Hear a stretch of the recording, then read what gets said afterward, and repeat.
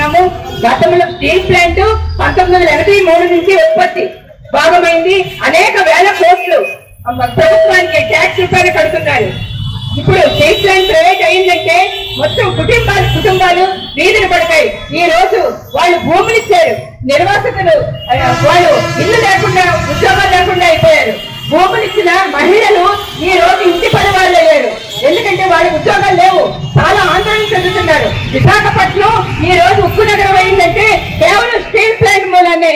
ఈ steel plant లేకపోతే విశాఖ నగరం లేదు, మనమందరం కూడా లేదు. అనేక కార్మికులు అనేక ఉద్యమాలు చేస్తున్నారు. ఇవన్నీ కూడా మన విజయవంతం కావాలంటే స్టీల్ ప్లాంట్ మాత్రం ఖచ్చితంగా ప్రైవేట్ అవ్వకూడదు, ప్రభుత్వ రంగ సంస్థగానే ఉండాలి. ఈ రోజు మనం వాళ్ళు చేస్తున్న నిరవధిక సమ్మెకి మనం మద్దతు తెలియజేస్తున్నాము. ఈ మద్దతు ఇంకా కొనసాగాలి.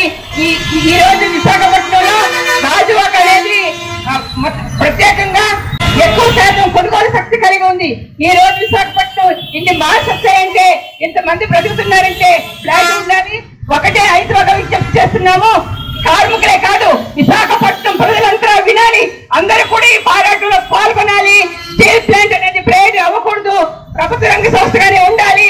అలాగే పోరాటం చేసి DCI రక్షించుకున్నాము, అలాగే BHPని ప్రభుత్వ రంగ సంస్థగానే ఉంచుకున్నాము. అలాగే స్టీల్ ప్లాంట్ కూడా మనందరి పోరాటంతో, విశాఖ ప్రజల పోరాటాలతో స్టీల్ ప్లాంట్ ప్రభుత్వ రంగ సంస్థగా ఉంచుతామని చెప్పి మీకు హామీ ఇస్తూ ప్రతి కార్యక్రమానికి 5వ సంఘీభావం తెలియజేస్తుందని విజ్ఞప్తి చేస్తున్నాను. Don't forget to like, subscribe and share the videos.